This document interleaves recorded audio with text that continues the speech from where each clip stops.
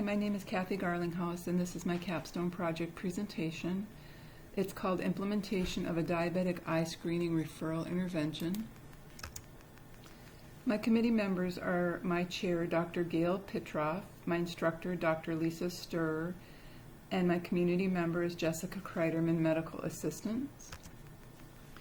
The purpose of the scholarly project was to improve outcomes for the diabetic population. The project aimed to increase compliance with diabetic retinopathy screenings by implementing an evidence-based quality improvement initiative. Specific aims were to increase specialist eye screening referrals, ensure appropriate screening intervals were met that provided better outcomes, enhance a healthcare team approach, use the collected data for recommendations for practice and clinical advancements, implement a sustainable process to improve the quality measures of the clinic, and increase reimbursements for the clinic. Eye screenings are crucial for diabetic patients as these patients are at a higher risk for developing eye disease, which can lead to severe visual impairment and blindness, affecting the quality of life of these patients. Uncontrolled blood sugars have the potential to harm the small retinal blood vessels of the eye, causing retinopathy and other retinal eye diseases. And diabetic retinopathy is being the main cause of vision loss among individuals of working age. Almost all type 1 diabetics and 60% of type 2 diabetics suffer from some degree of diabetic retinopathy 20 years after diagnosis. People with diabetes that have diabetic retinopathy also have a higher mortality and morbidity rate as compared to non-diabetics. On average, 50% of people with diabetes do not have eye exams at recommended intervals. Patients diagnosed with diabetic retinopathy were 30% more likely to obtain a follow-up exam. According to the CDC, noncompliance with diabetic retinopathy screenings contributes to 12,000 to 24,000 new cases of retinopathy each year. 1 of every 10 Americans having diabetes are at an increased risk for developing severe ocular deterioration. Significance: by determining if clinic-assisted referrals for diabetic eye exams based on appropriate screening intervals improve outcome in appointment compliance as compared to self-referrals, the implementation of the Quality Improvement Initiative may not only prove useful to improve health outcomes, but may help relieve the economic burden on society. The practice problem addressed whether there was a difference in eye screening appointment compliance between self-referred diabetic patients and clinic-referred patients. The research showed that it is the responsibility of primary care physicians and nursing to address this issue that may significantly impact the quality of care they provide. The study's significance to nursing is that it required skilled clinical judgment, nursing involvement, patient advocacy, and clinical learning about the diabetic population. This addition of new information will become part of the nursing repertoire that expands the base of knowledge, leading to improvements in patient care and better outcomes. This involves the Chin and Kramer's 5 patterns of knowing and includes personal knowing, which is the knowledge we gain from perception and experience, empirical knowing, which is knowledge gained from research and facts, ethical knowing, which involves establishing a personal moral code of doing what is right, aesthetic knowing, making nursing an art and includes intuition, and emancipatory knowing, which addresses issues such as justice and equality. This type of knowing also uses education and experience, which gives opportunities to become proficient in nursing leadership, which gives nurses the opportunity to stand out, which is required to succeed in a complex healthcare system. Review of the literature. A search history included several databases using key terms and Boolean phrases. After narrowing down the search, 21 articles were retrieved. Of the 21 articles, the research includes 4 systematic reviews, 1 meta-analysis, 1 systematic review and meta-analysis, 2 landmark studies, 2 cross-sectional studies, 1 qualitative study, 2 retrospective chart reviews, 1 prospective cohort study, and 4 clinical practice guidelines from various countries. The 3 main themes found in the literature were compliance with retinopathy screenings, referrals, provider versus self, and timing of screening intervals. The literature was high quality and revealed that non-compliance with eye screenings resulted in delayed diagnoses and treatment, leading to poor health outcomes in diabetic patients. There were several barriers such as individuals and social factors, age, gender, social status, and disease stability that contributed to noncompliance. To reduce noncompliance, primary care nursing staff should offer to schedule appointments for patients with specialty providers. A primary finding having the most effect on appointment compliance was a long-standing trusting relationship with a provider, increasing the willingness to follow the healthcare provider's recommendations regarding screenings. As far as referrals, the overall conclusion was that if providers make an appointment, the patient is more likely to be compliant. Regarding appropriate intervals, the evidence showed that the most appropriate cost-effective risk versus benefit screening interval is biennial for diabetic patients who do not have retinopathy and annually for those with retinopathy. The strength of the evidence included good reporting, real-world settings, large adequate sample sizes, good methods, and sufficient follow-up.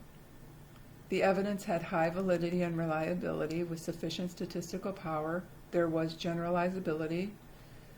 Weaknesses in the literature were related to duration of follow-up of some of the studies, outcome bias due to the narrow scope of outcomes chosen for some studies, and other studies may have introduced bias because non-attendance was the outcome of choice at the screening program. There was no obvious gaps in the evidence. The theoretical framework was based on Cotter's 8-stage model. I had to create a sense of urgency, create a guiding coalition, develop a vision and strategy, communicate that vision, empower employees for action by getting them on board with the process, make sure there were short-term wins to move the process forward, consolidate the gains and produce change, and then anchor the new process in the culture of the organization and make sure it continued. The model impacted the formation of the work by guiding the quality improvement initiative of a diabetic retinopathy referral process designed to improve outcomes in the diabetic population. The design was a retrospective electronic health record data retrieval and analysis conducted in the Midwest region of the United States at a primary care clinic. It was selected as the best way to show if compliance was met, and it answered the research question based on the reports that were returned to the clinic. The methodology was a 6-month retrospective chart review of type 2 diabetic eye exam reports that were assessed for compliance rates. An in-service informed providers and nurses of the best practice alert in the EHR system and educated them on the use of electronic referral processes for each patient. Diabetic exam reports were collected by the quality controller that were forwarded to the researcher for data retrieval.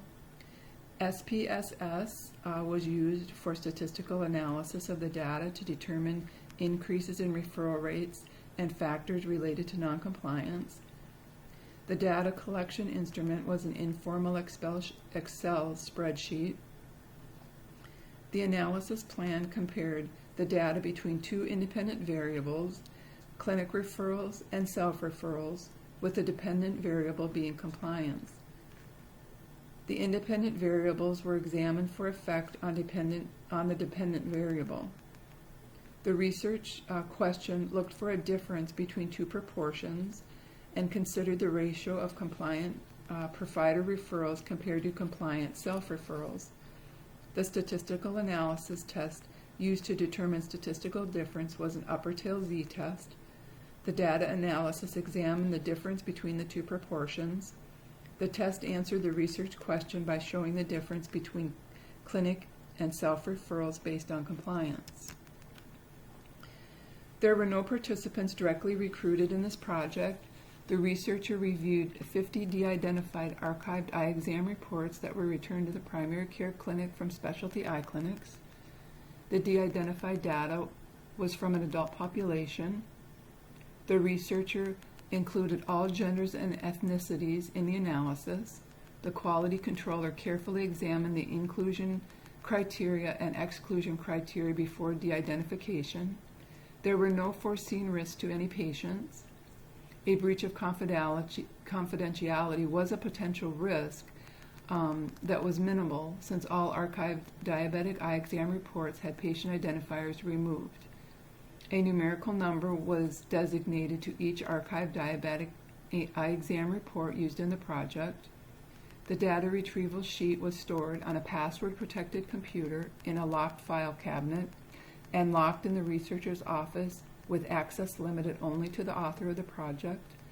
At the end of the archived data retrieval period, the researcher returned the archived data to the quality controller for proper disposal. Extreme care was taken to protect the data retrieval from archived diabetic to protect the data retrieved from the archived diabetic eye exam reports. Demographic data of the sample was statistically analyzed using descriptive statistics. The sample had a mean referral of 1.40 and a mean compliance of 1.22. The mean does not provide meaningful information about the data, as there are only two values associated with each variable. The 95% confidence interval ensures the range of values contains the population mean. A 95% confidence interval was calculated for each demographic measured at a scale level of data. Data was analyzed from the first 50 eye exam reports that were returned to the clinic over a 6-month period. A cross-tabulation shows distribution of the values making up the data set, which summarizes referral and compliance frequency. The values from the data sample were extracted and analyzed to determine the degree of variability. Insight to the spread of the values is provided by the measures of variability.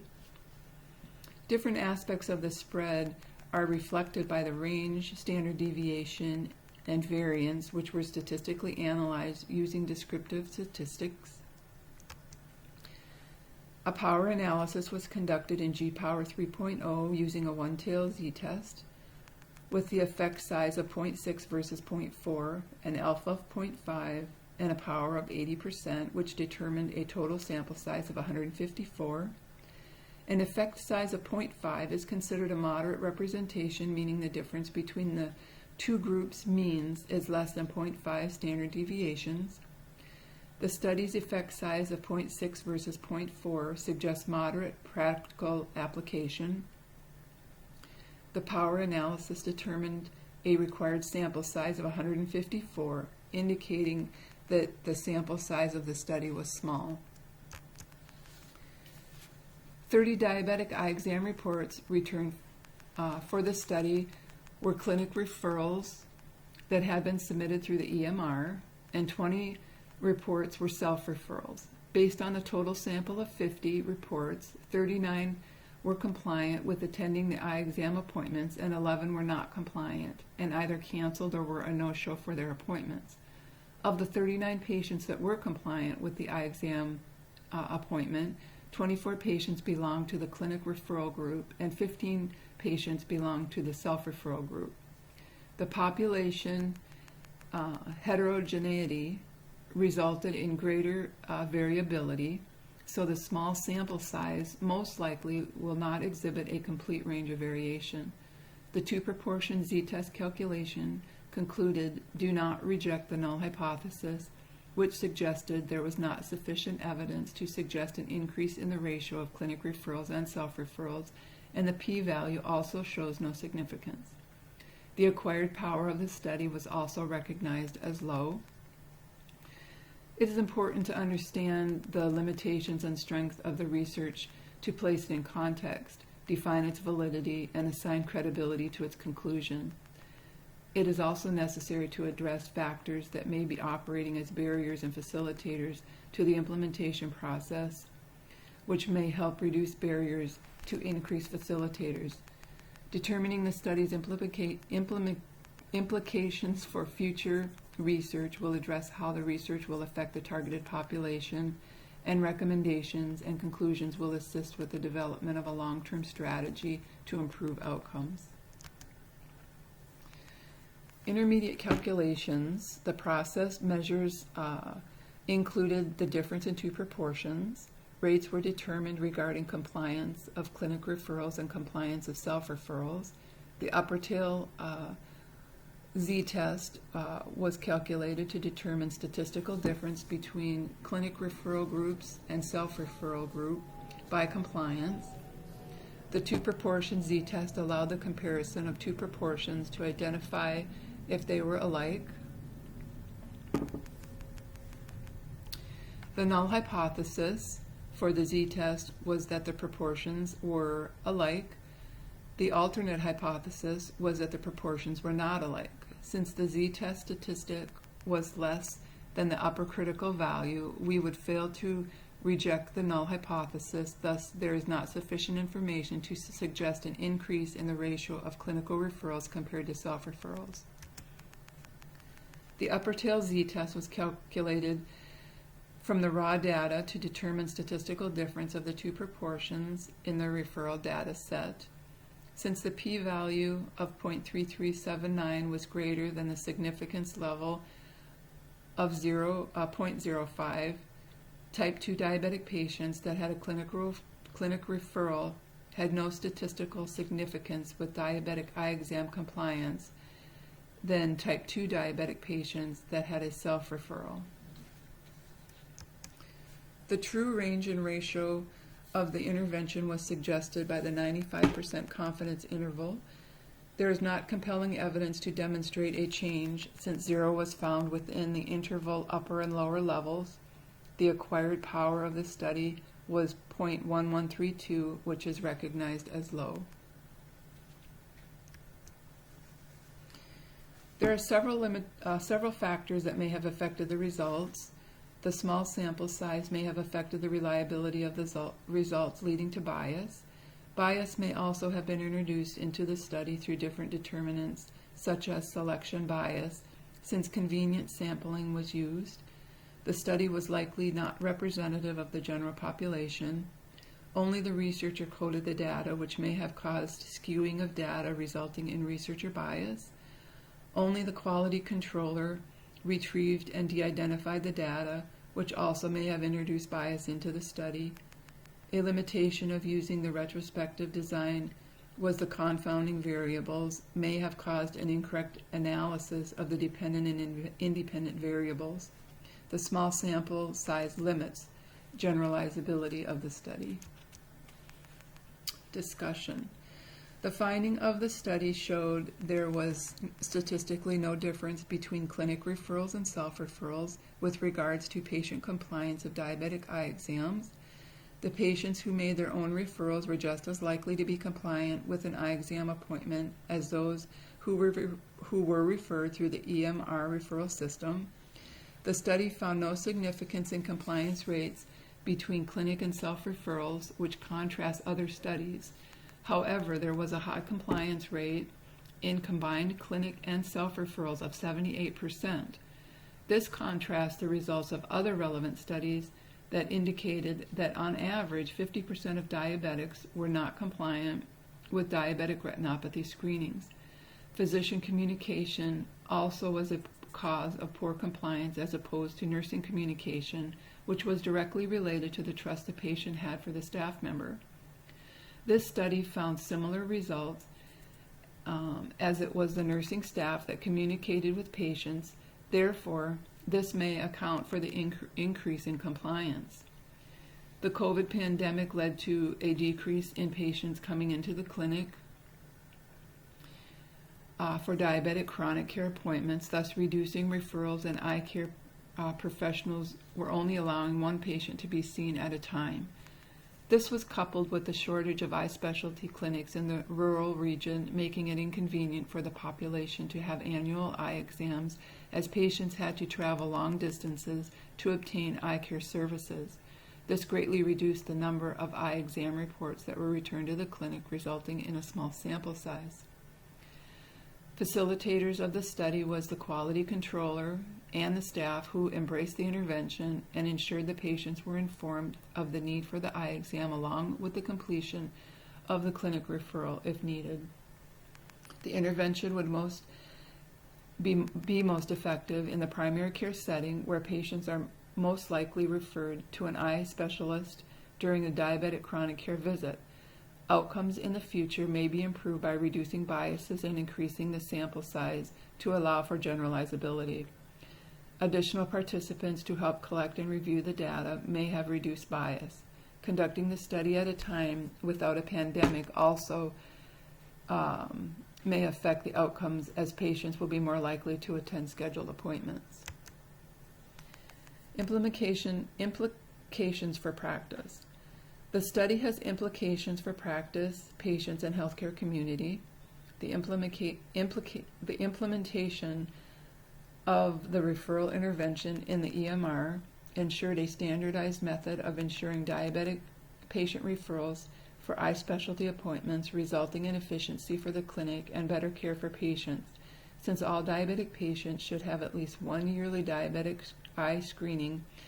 The best practice alert provides a method for ensuring the appointments are made at appropriate intervals. Although the study had no significance, it still holds value for the healthcare community. By assessing the limitations of the study, improvements can be made in the methodology that may have an impact in other primary care clinics as well. The conclusion.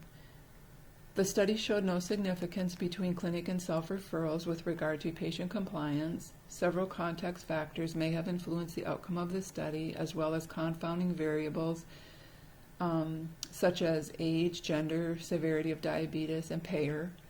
Further studies should be conducted with these variables in mind, as well as adjustments for context factors. The effects of the pandemic were beyond the control of the researcher and probably had a negative effect on the study. Plan for sustainability and dissemination. Additional research studies are required to further our understanding of the facilitators and barriers of the research process in primary care clinics. It is recommended that further quantitative research be done to identify if correlations exist between the identified barriers and facilitators and for the use of the referral process.